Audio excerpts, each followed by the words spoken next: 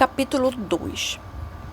Elefantes machos jovens recuperando conexões de uma família espiritual. O que acontece com crianças que são deixadas sozinhas, que não recebem o cuidado necessário e não fazem parte de nenhuma interação familiar íntima?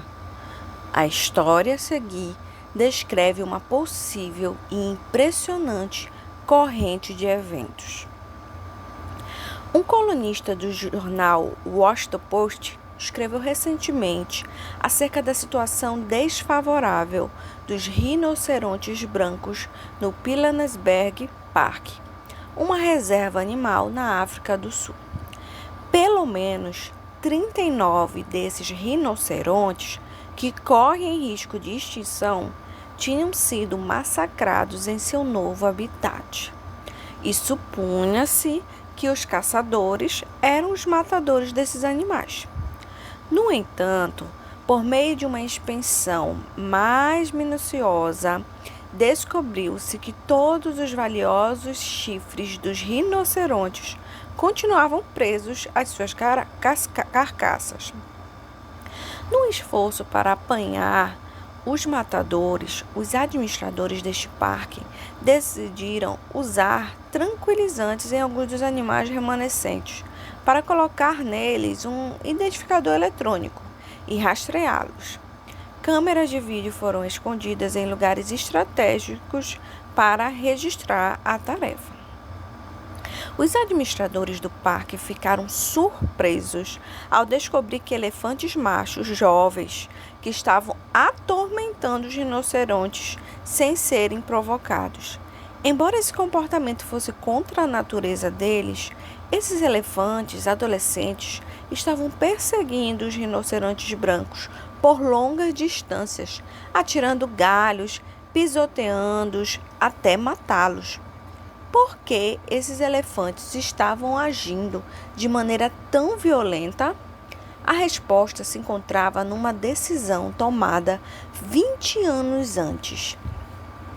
Visto que Kruger National Park era incapaz de manter a população crescente de elefantes, os oficiais do parque tinham decidido transportar alguns deles para a reserva de Pilanesberg.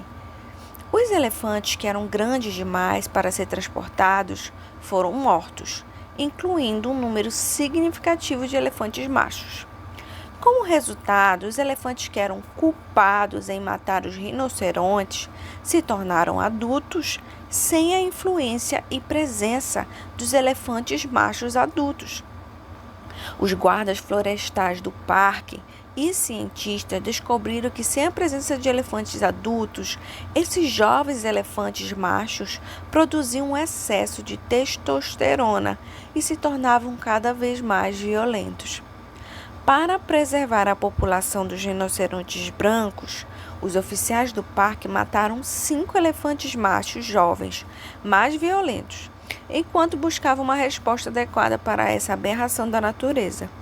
Os guardas florestais do parque decidiram importar o mais rapidamente possível elefantes machos mais velhos para observar a influência deles sobre os elefantes jovens remanescentes. Os jovens elefantes perceberam logo que não eram páreo para os elefantes mais maduros.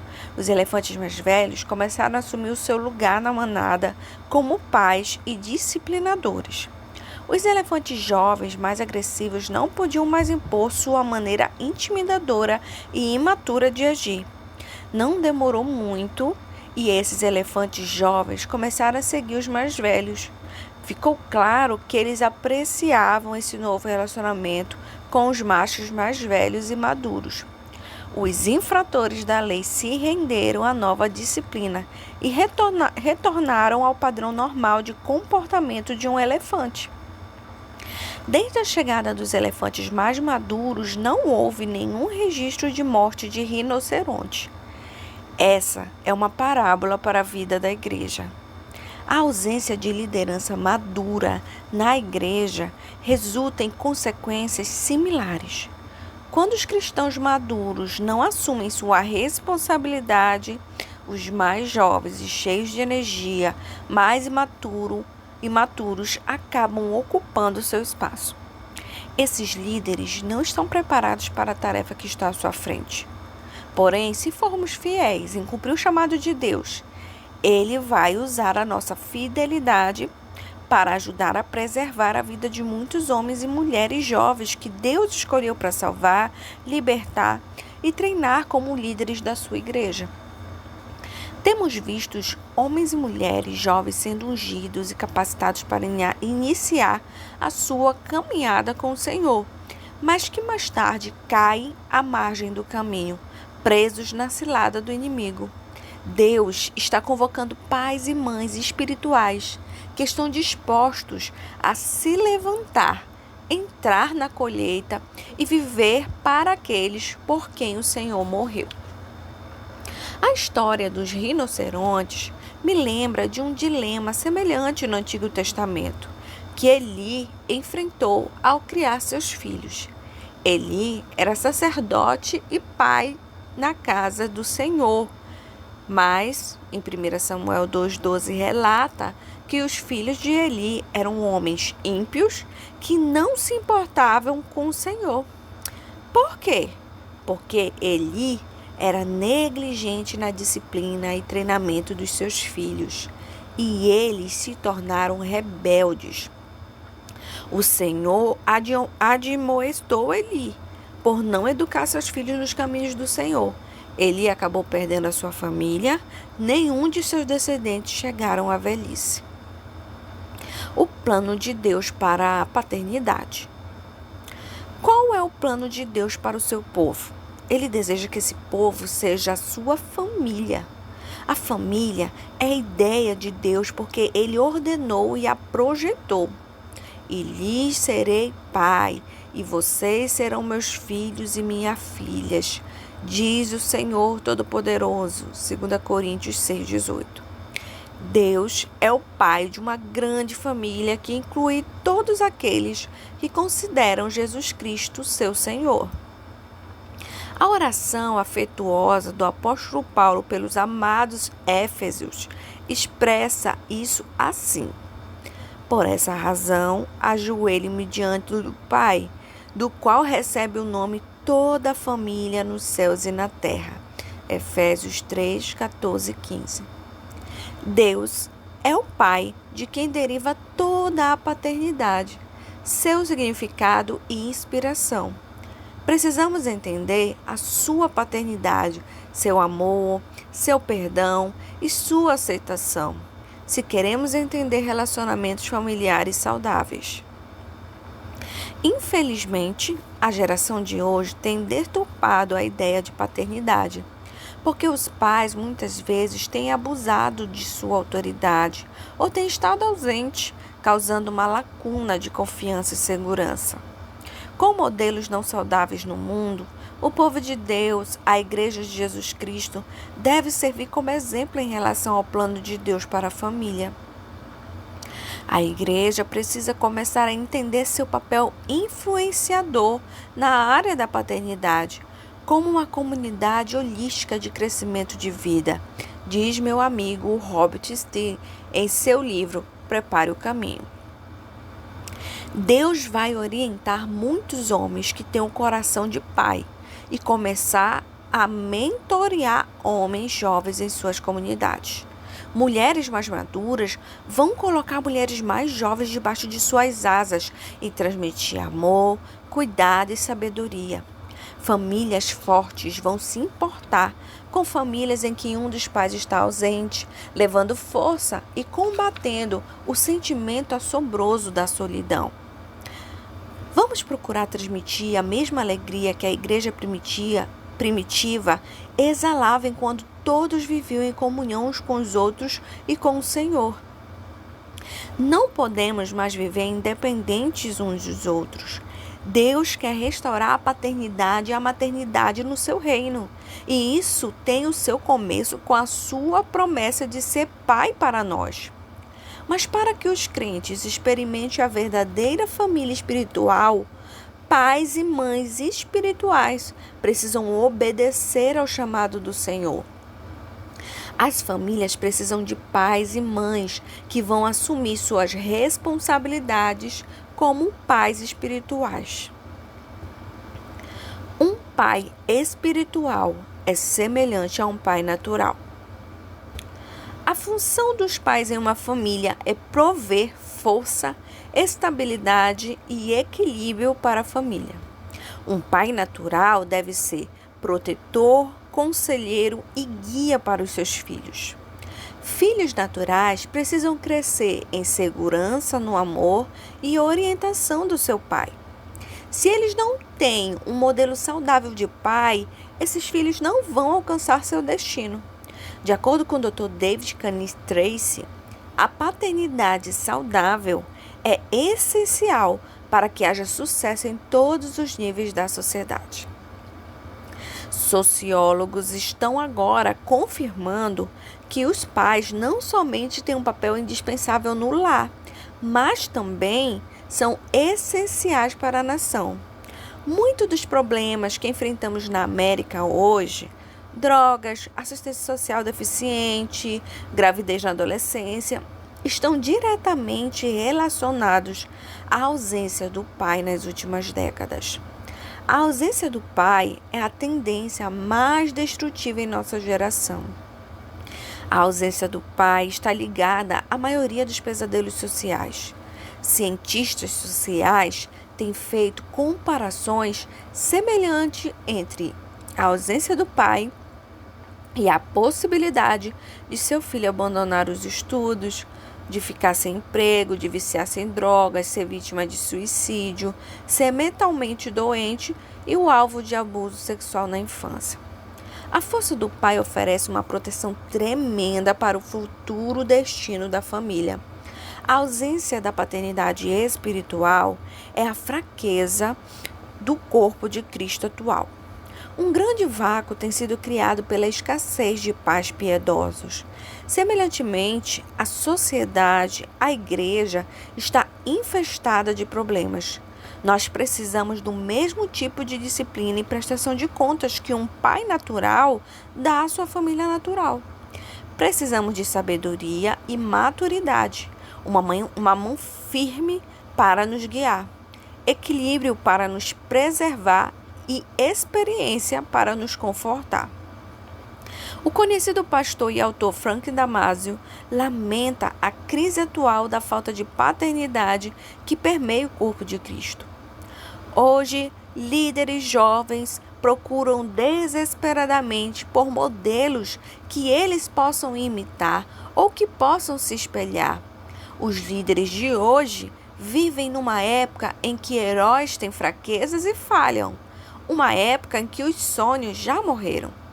Quando os sistemas religiosos estão corrompidos e o ministério moderno não oferece um modelo de mentores, líderes jovens podem acabar seguindo modelos errados. Sem pais espirituais, a igreja não pode alcançar o seu objetivo final.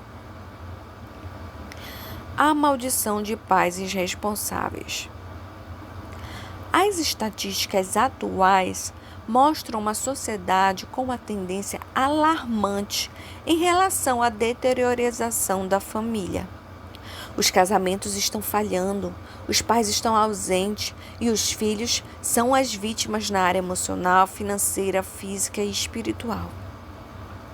Pais que negligenciam seus filhos são pais caloteiros. Não é um termo muito lisonjeio, mas quando penso na vulnerabilidade dos filhos sem um pai presente, esse é o retrato correto. A unidade da família tem sido destruída à força, deixando os filhos desprotegidos e perdidos. Uma convicção popular de alguns anos atrás era que forças externas, como o crime nas ruas, mais escolas ou estresse econômico, eram os culpados pela crise da vida em família. Os críticos atuais questionam essa convicção. O pensamento alternativo é que o colapso das famílias é que alimenta as enfermidades sociais.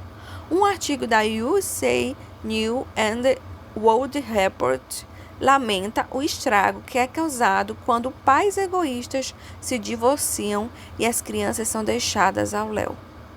Cerca de 2 de cada 5 crianças nos Estados Unidos não moram com o pai. Destaca este artigo. A ausência do pai é a tendência mais destrutiva da nossa geração. Esse artigo continua ressaltando a grande necessidade de unir novamente pais e filhos.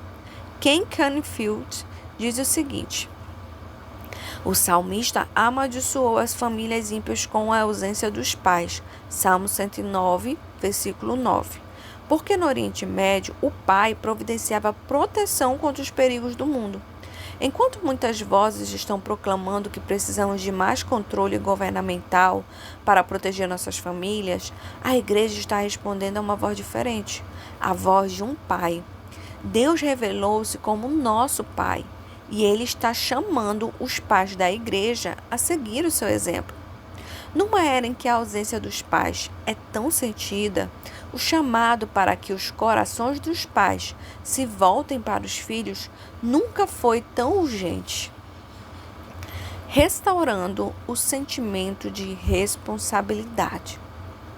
Se o coração dos pais não se voltarem para os seus filhos, tanto natural como espiritualmente, o Senhor vai castigar a terra com maldição, conforme o texto de Malaquias 4:6. Quando os relacionamentos entre as gerações estão em desarmonia, eles se tornam amaldiçoados. O coração de Deus deseja alcançar uma geração que foi amaldiçoada por um colapso de relacionamentos familiares e reconstruir a confiança. Jesus veio para reconstruir relacionamentos quebrados, o relacionamento entre Deus e o homem e o relacionamento entre pais e filhos. Essa conexão familiar era um meio de bênção e de restauração entre as gerações. Nós também precisamos quebrar a maldição que tem persistido entre pais espirituais e seus filhos espirituais alienados. Os líderes da igreja muitas vezes têm estado tão ocupados com seus programas e comitês que não têm tido tempo para treinar filhos espirituais para se tornarem futuros pais espirituais. Esse tem sido um aspecto tremendamente negativo na igreja, retardando a futura geração de líderes. Deus está nos chamando para sermos pais espirituais e prepararmos a próxima geração para a paternidade espiritual, para que ela possa restaurar o sentimento de responsabilidade nos pais e mães espirituais em relação aos seus filhos. A promessa de conectar pais e filhos. Nosso Deus deseja convencer do erro os pais que no passado foram irresponsáveis e ocupados demais com sua própria agenda. Somente o Senhor pode reparar o estrago e ligar novamente pais e mães aos seus filhos solitários. O Senhor quer restaurar relacionamento entre os jovens e o velho, para que um legado espiritual poderoso possa persistir e proliferar. Ele quer providenciar relacionamentos em que pais e mães espirituais contribuam com um senso de proteção a seus filhos espirituais, resultando num amadurecimento na sua vida cristã. Como pais, queremos dar aos nossos filhos um sentimento de proteção da maldade que nos rodeia.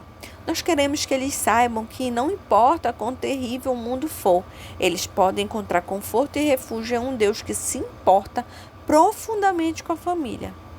Ele tem se revelado como nosso Pai e está chamando pais espirituais a tomarem posição e seguirem o seu exemplo. Existem inúmeros exemplos e modelos de paternidade espiritual nas Escrituras. Jesus serviu como modelo de pai espiritual para os seus 12 discípulos. Paulo discipulou Timóteo. Elias tornou-se pai espiritual de Eliseu. E Moisés treinou Josué para ocupar o seu lugar e levar os filhos de Israel para a terra prometida. Esse tipo de relacionamento, em que se destaca o mentoreamento de uma pessoa por outra, produziu um rico legado para as gerações futuras. Nós precisamos desse tipo de conexão. Pesquisas mostram que os filhos aprendem melhor quando podem observar e imitar o comportamento que pode ser modelado. Um verdadeiro pai modela o comportamento aceitável aos seus filhos. Ele dirige em vez de forçá-los. Pastores de ovelhas modernos muitas vezes conduzem o rebanho com a ajuda de cães, mas o pastor nos tempos bíblicos caminhava na frente e as ovelhas o seguiam. Deus tem se revelado a nós como um pai, e Ele está chamando pais para seguirem o seu exemplo. Os pais espirituais devem ser modelos do comportamento e das atitudes de Cristo, e os seus filhos certamente os seguirão. As conexões familiares no Antigo e no Novo Testamento. No Antigo Testamento, o povo de Deus consistia em 12 tribos e uma multidão de clãs e famílias, conhecidas corporativamente como os filhos de Israel. Por meio dessa conexão familiar, Deus mostrou a importância da herança na genealogia que é passada de pai para o filho. O recebimento dessa herança dependia do fluir da bênção de geração para geração. No Novo Testamento, o Senhor continuou a enxergar a sua igreja como um povo composto de crentes em famílias espirituais. A igreja primitiva conhecia a importância da conexão familiar. As Escrituras nos relatam que o povo de Deus se reunia no templo e se encontrava em grupos pequenos nas casas para a ministração uns aos outros. Todos os dias continuavam a reunir-se no pátio do templo, partiam pão em suas casas e juntos participavam das refeições com alegria e sinceridade de coração, louvando a Deus e tendo a simpatia de todo o povo. E o Senhor lhes acrescentava diariamente o que iam sendo salvos. Atos 2, 46, 47. A igreja primitiva modelava a paternidade espiritual, não apenas por meio da reunião no templo, mas também de casa em casa, para que pudessem experimentar a plenitude da vida na família espiritual. Os cultos eram vibrantes e alegres. Os crentes tinham um profundo amor uns pelos outros. Alegria e generosidade eram as características marcantes desses crentes primitivos. Eles vendiam suas posses para prover as necessidades dos outros. Eles permaneceram firmes no ensino dos apóstolos, aprenderam a orar com resultados e se alegrar na perseguição, e estavam prontos a morrer pela sua fé. Eles eram estimados pelos outros que observavam seu estilo de vida. Relacionamentos são a chave. Relacionamentos eram a chave para o reino de Deus na igreja primitiva. Os grupos de comunhão nas casas formavam famílias espirituais. Por meio de encontro de grupos pequenos, os membros eram nutridos, equipados para servir e podiam facilmente usar seus dons espirituais para edificar-se mutuamente e tornar-se semelhante a Cristo. Eles se reuniam com alegria e amor uns pelos outros, e novas pessoas eram acrescentadas continuamente à família da igreja. Quem não gostaria de participar de algo assim? Esse tipo de vida na igreja, no Novo Testamento, em que as pessoas se relacionavam umas com as outras e com o seu Deus, é um modelo em que precisamos imitar. Famílias saudáveis têm pais que assumem com sinceridade a sua responsabilidade dada por Deus, para que sejam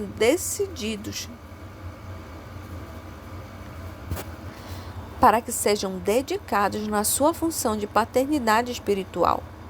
O apóstolo João desafia os crentes primitivos da seguinte forma: Amados, pratiquem o amor uns aos outros, pois o amor procede de Deus, e aqueles que são amorosos e bondosos mostram que são filhos de Deus e que o estão conhecendo melhor. 1 João 4,7.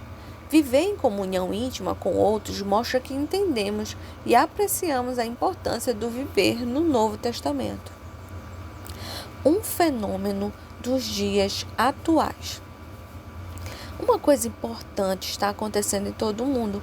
Certamente, centenas de milhares de pequenas células de crentes estão se formando em todas as partes do globo terrestre. O povo de Deus, de quase todas as denominações e movimentos, está novamente voltando para a realidade da igreja do Novo Testamento. Eles se encontram de casa em casa durante a semana para oração e comunhão, para orar pelos perdidos, para apoiar uns aos outros e experimentar relacionamentos familiares verdadeiramente espirituais. É o tipo de igreja em quase todas as nações do mundo. À medida que as pessoas se cansam dos programas tradicionais da igreja, Deus está chamando sua igreja de volta para a simplicidade da vida espiritual em família. No último ano, eu encontrei Sam, um piloto de avião, e sua esposa Janice, em uma cidade no noroeste dos Estados Unidos. Sam cresceu com um pano de fundo religioso, mas havia se afastado da igreja. Quando seu vizinho, Duane, o convidou para participar de um encontro no grupo pequeno em sua casa, Sam inicialmente recusou o convite. Ele queria a distância do cristianismo. Os cristãos que ele conhecia eram hipócritas e fariseus. O cristianismo que observava se resumia a regras e leis. Mas Duane e as pessoas do grupo persistiram em manter contato com Sam. Quando eles perceberam que ele estava reformando a sua casa, ofereceram ajuda. Nesse período, enquanto se martelava pregos e o capacete era colocado, a percepção de Sam em relação aos cristãos começou a mudar. Esses caras eram reais. Eles não estavam clichês cristãos ultrapassados. Eles admitiam suas fraquezas e claramente faziam o que falavam. Edificados como pedras vivas. A Igreja de Jesus Cristo é edificada por meio de relacionamentos. 1 Pedro 2,5 diz que somos pedras vivas para o uso de Deus na construção da sua casa. Vocês também estão sendo utilizados como pedras vivas na edificação de uma casa espiritual. Nós, como pessoas redimidas em que Deus agora habita, somos pedras vivas. Para tais somos unidos em um relacionamento, formando uma casa espiritual. Nós devemos permanecer juntos por meio desses relacionamentos ordenados por Deus. Os relacionamentos são a argamassa que mantém as pedras unidas.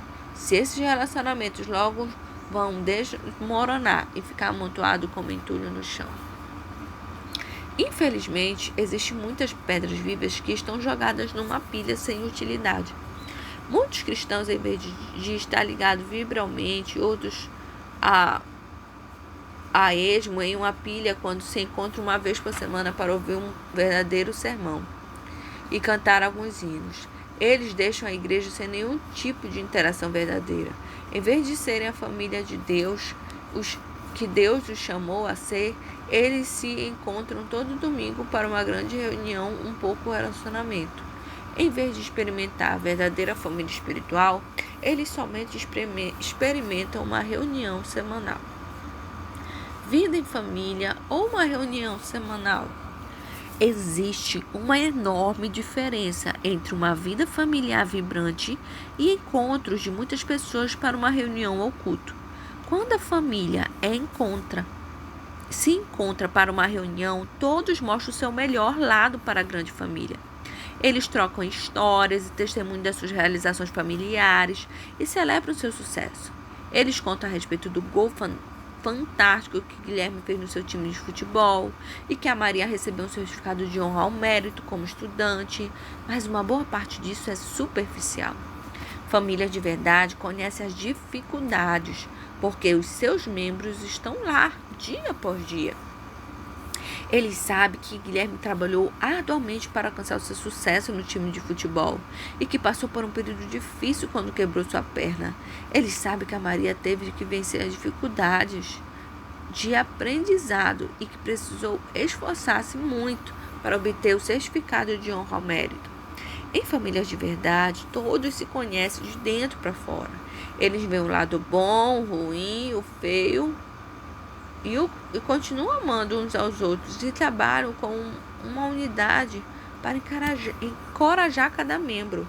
Nós podemos ser reais em uma família, mas precisamos passar por um teste.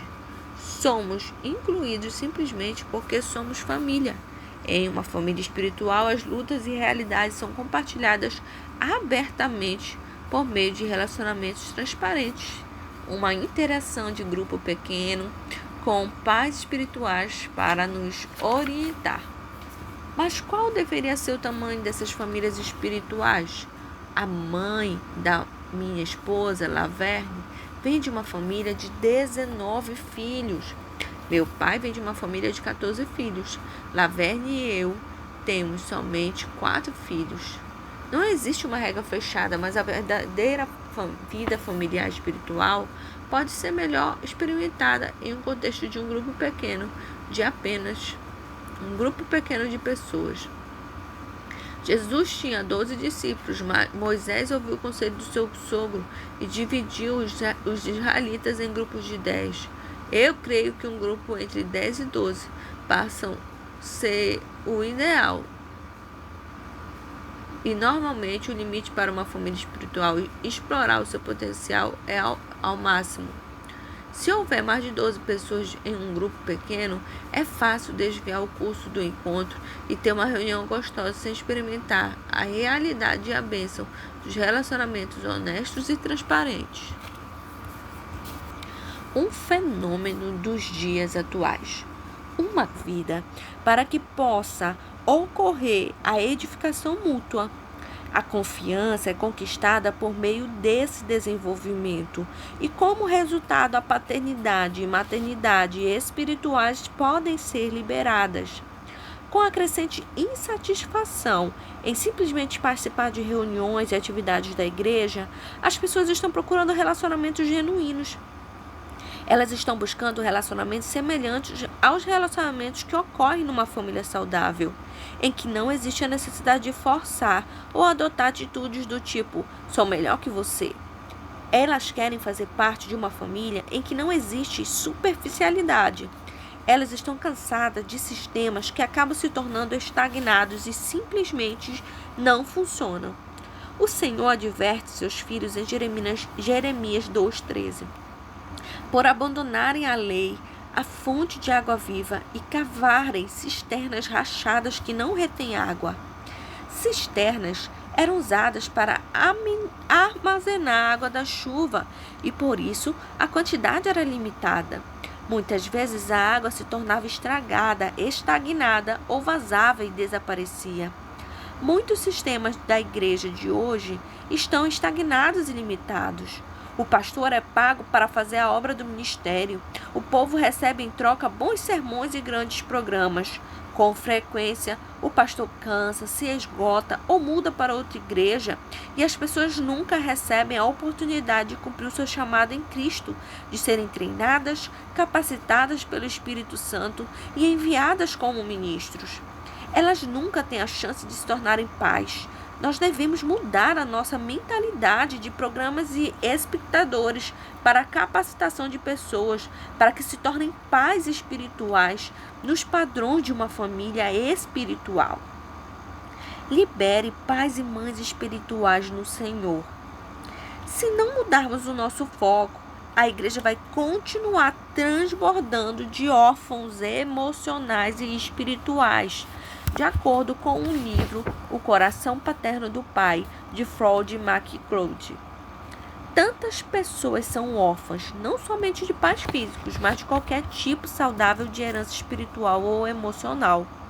A igreja também está repleta de órfãos espirituais. Alguns aceitaram Jesus Cristo, mas não foram alimentados na sua fé.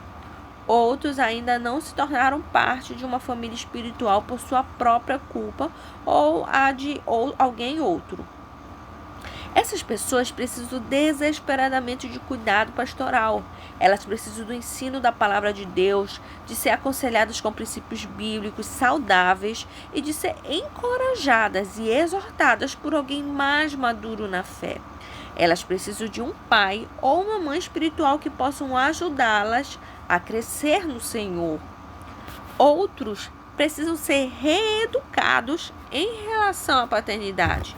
Isto é, prover o tipo de exemplo que somente uma figura paterna ou materna sábia e estável pode prover. Se faltou a paternidade adequada durante os anos de desenvolvimento, tanto física quanto espiritual ou ambas, essas pessoas precisam de alguém que sirva como exemplo para elas. Ser pai ou mãe no Senhor não está limitado àqueles que são pastores ou líderes espirituais. Também existe uma necessidade crucial de outras pessoas que se importam e são espiritualmente maduras para agir como pais ou mães de outros crentes. Por meio da sua presença, esses pais e mães ministram àqueles que estão ao seu redor em virtude da sua maturidade e intimidade com Deus. Nós precisamos liberar esses pais e mães da igreja para serem quem eles são. Ao se tornarem disponíveis, terem tempo para as pessoas e abrirem a sua casa, suas vidas podem ser instrumentos de cura e amor. O Deus das famílias quer que sejamos fortalecidos, enraizados e fundamentados no amor. Ele quer que a sua família, o corpo de Cristo, se conecte de maneira íntima, como ocorre numa família saudável. Nós precisamos ser conectados e acompanhados de maneira individual, por meio de relacionamentos em que pais e mães se tornam mentores. Caso contrário, vamos ser deixados como órfãos espirituais.